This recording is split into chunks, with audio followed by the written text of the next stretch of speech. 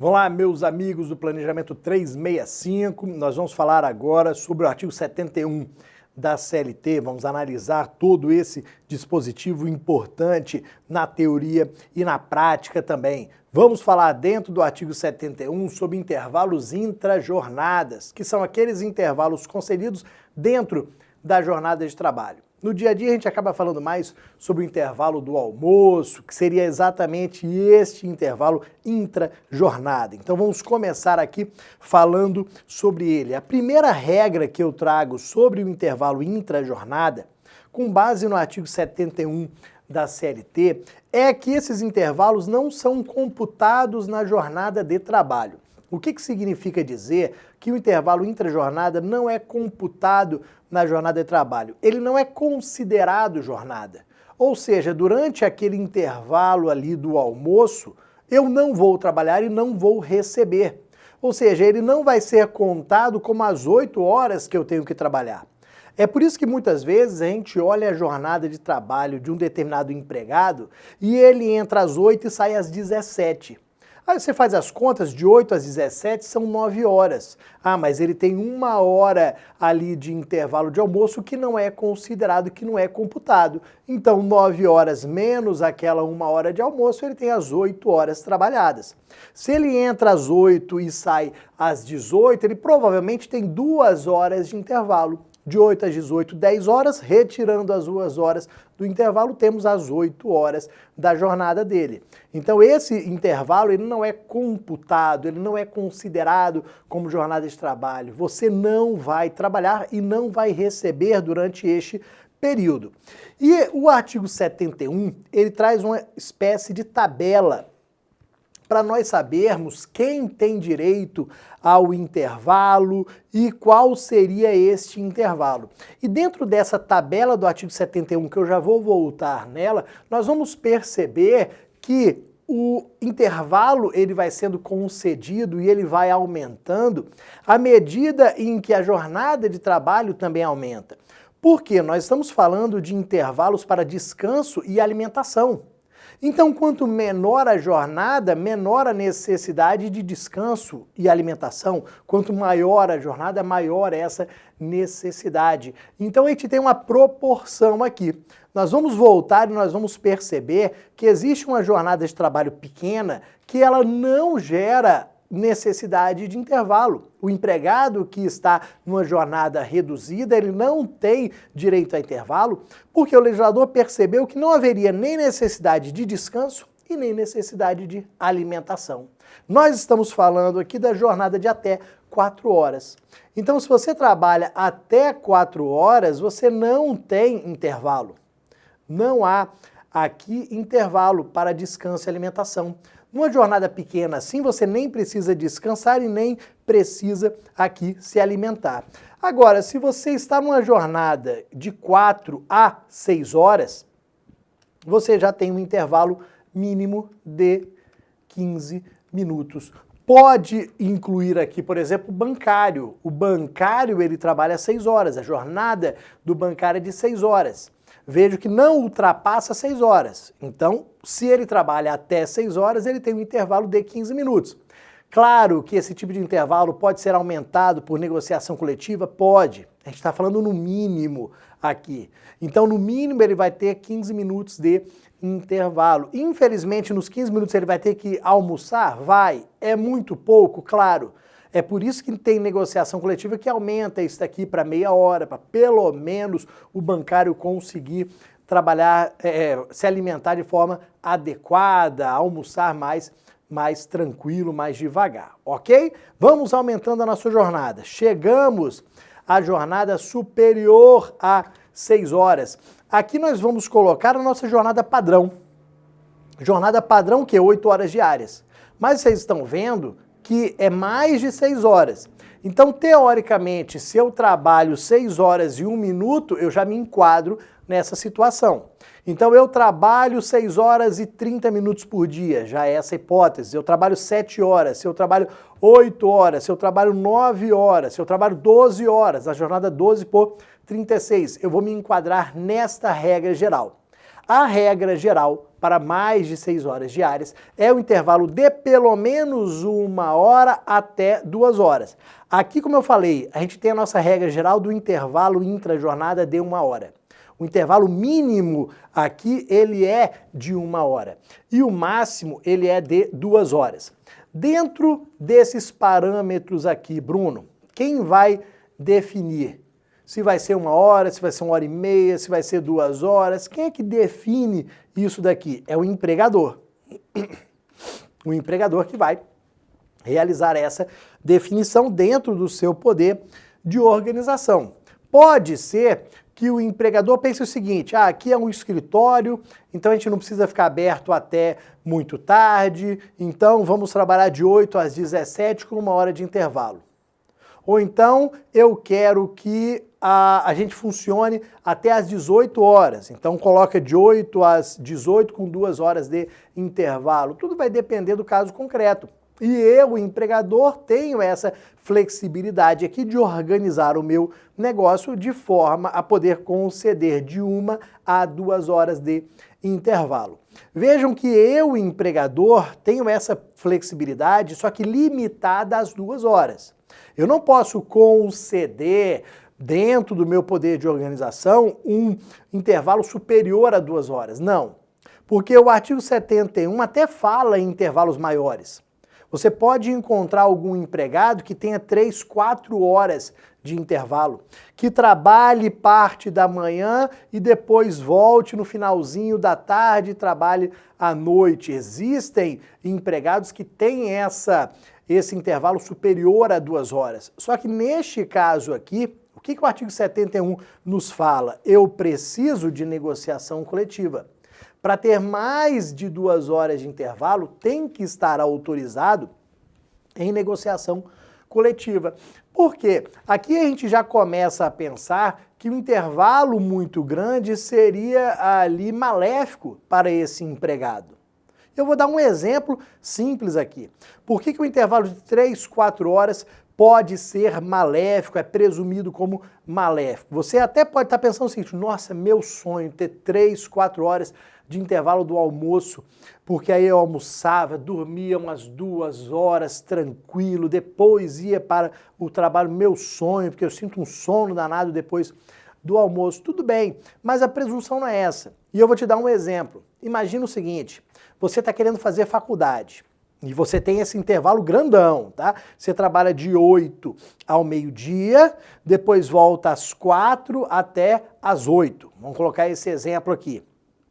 E você está doido para fazer faculdade. Ó, esse ano eu vou me matricular, deste ano não passa. Vou lá na faculdade. Ô, tudo bom? Você gostaria de estudar de manhã ou à noite? Ó, não, de manhã não dá, porque eu trabalho de 8 ao meio-dia. Não dá. À noite, que horas que começa as aulas? Muitas faculdades, muitas começam 6h30.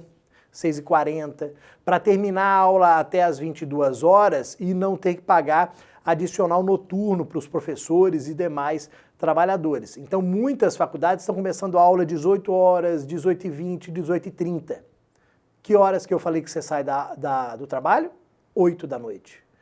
Ih, rapaz, não, à noite também não dá. De manhã não dá, à noite não dá, então deixa, ano que vem eu vejo como é que eu faço isso daqui. Então vejo que um intervalo muito grande assim pode limitar aqui os seus afazeres, pode trazer consequências negativas para você. Por isso que a gente precisa de negociação coletiva. E menos de 1 hora, Bruno, menos de 1 hora, nós temos algumas possibilidades. A primeira delas, inserida pela reforma trabalhista. Então, a reforma trabalhista trouxe a possibilidade de redução por negociação coletiva, mudando absolutamente da água para o vinho o entendimento que o TST tinha. O TST, lá em 2012, editou a súmula 437. Nessa súmula 437, o TST era enfático falando, ó, negociação coletiva não pode reduzir intervalo, ponto. Só que aí, em 2017, veio a reforma trabalhista para falar o seguinte, ó, pode sim, negociação coletiva pode reduzir o intervalo, mas tem que manter um mínimo. Qual é o mínimo que nós temos lá no artigo 611-A, inciso 3º da CLT? Nós temos um mínimo de 30 minutos. Então, pode ser que algum colega seu tenha direito a intervalo de 30 minutos dentro da legalidade. Porque tem negociação coletiva com o sindicato dele que autorizou essa redução. Não pode ser menos do que 30 minutos, ok? O único que pode ter intervalo menor aqui seria o quê? Aquele que trabalha até 6 horas, porque aí, como eu disse para vocês, a legislação traz 15 minutos, beleza? Tem alguma outra forma de nós reduzirmos esse intervalo intra-jornada mínimo de 1 hora? Tem outra forma? Tem. Trouxe aqui para vocês o parágrafo 3º do artigo 71, que vai falar de autorização da fiscalização do trabalho. Ele fala em Ministério do Trabalho e Emprego. Vamos colocar aqui fiscalização do trabalho. A fiscalização do trabalho pode aqui, através de uma portaria específica, depois de analisar alguns requisitos que eu já vou falar para vocês, autorizar essa redução aqui do intervalo. O que o Ministério do Trabalho, o que a fiscalização do trabalho vai analisar para concluir se reduz ou não? Primeiro, se os empregados estão prestando horas extras. Se o empregado está prestando horas extras, ele precisa descansar. Então, eu não posso reduzir um intervalo que é para descanso e alimentação. Concorda comigo? Então, o primeiro ponto que a fiscalização do trabalho vai analisar é se existe trabalho extraordinário. Depois, vai analisar se existe refeitório na empresa. Porque se existe refeitório, você não vai perder tempo para almoçar. Você vai dar alguns passos dentro da empresa, vai chegar no refeitório, comida pronta, vai colocar no prato e problema resolvido. Então, se você não está prestando horas extras, se tem refeitório, a gente pode reduzir o intervalo que ele não vai trazer aqui malefício para você. Essa redução não vai te prejudicar. Você não está tão cansado assim e você já tem a comida pronta ali no refeitório. Perfeito? Então esses são os requisitos que a fiscalização do trabalho vai analisar e para autorizar ou não. Tem que ser uma portaria específica aqui para aquela empresa, autorizando a redução para aquela empresa. E vejam, depois que autorizou, não pode começar a prestar horas extras, não. Se começar a prestar horas extras, a gente tem a invalidade daquela redução. Perfeito? Depois, meus amigos, vamos ainda falar aqui, empregado doméstico. Continuando, aqui já falamos desses dois, vamos colocar aqui, empregado doméstico. Empregado doméstico pode reduzir o intervalo? Pode.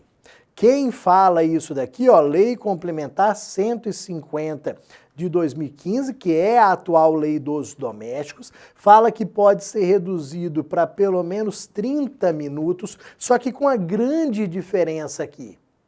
O meu intervalo só pode ser reduzido se tiver negociação coletiva ou essa autorização do Ministério do Trabalho. Para o empregado doméstico, pode ser acordo individual, empregado e empregador. Ele é o único que pode ser por meio de acordo individual.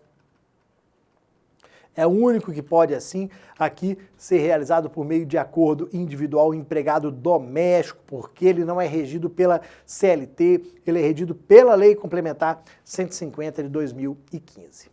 Depois, para nós fecharmos, dentro ainda do artigo 71, a gente tem o parágrafo 5º que vai falar do fracionamento do intervalo. Então vejam, uma outra situação, eu vou fracionar o intervalo. É possível? Excepcionalmente sim. Porque vejam, regra geral, o intervalo para descanso e alimentação tem que ser único. Tem que ser direto, sem fracionamentos, 1 hora direto, 30 minutos direto. Só que o parágrafo 5º, ele prevê a possibilidade de nós fracionarmos este intervalo, mas aí é especificamente para uma categoria. Qual é essa categoria aqui? Os empregados do transporte coletivo de passageiros, ou seja, motoristas, trocadores, fiscais. O parágrafo 5º fala especificamente neles. Então, eles podem aqui ter esse fracionamento, ok? O parágrafo 5º, ele fala que pode ser reduzido e fracionado ao mesmo tempo. Quando o parágrafo 5º foi inserido na CLT, não podia reduzir e fracionar. Só que depois de uma alteração de 2015, nós passamos a permitir a redução e o fracionamento ao mesmo tempo. Então pode reduzir e fracionar. O que seria fracionar, Bruno? Pegar aquele intervalo de 1 hora, por exemplo, e dividir em vários pequenos intervalos. Então, em vez de ter 1 hora de intervalo direto, você vai ter 3 intervalos de 20 minutos, 4 intervalos de 15 minutos, 5 intervalos de 12 minutos. Então você vai, por exemplo, fazer 2, 3 viagens e vai ter um descanso. Faz mais 2, 3 viagens, tem o descanso ali. Isso que seria o fracionar, o dividir em pequenos intervalos ali no meio da jornada de trabalho. Vejam que agora eles não são mais computados na jornada. No primeiro momento, quando a regra foi criada, eles eram computados, agora segue-se a regra geral de que eles não são mais computados na jornada. Mas vejam, o fracionamento depende de negociação coletiva. Precisamos aqui de negociação coletiva para implementar esta situação que é totalmente excepcional. Ok, meus amigos? Fizemos aqui a análise do artigo 71 da CLT. Até o próximo vídeo. Um abração.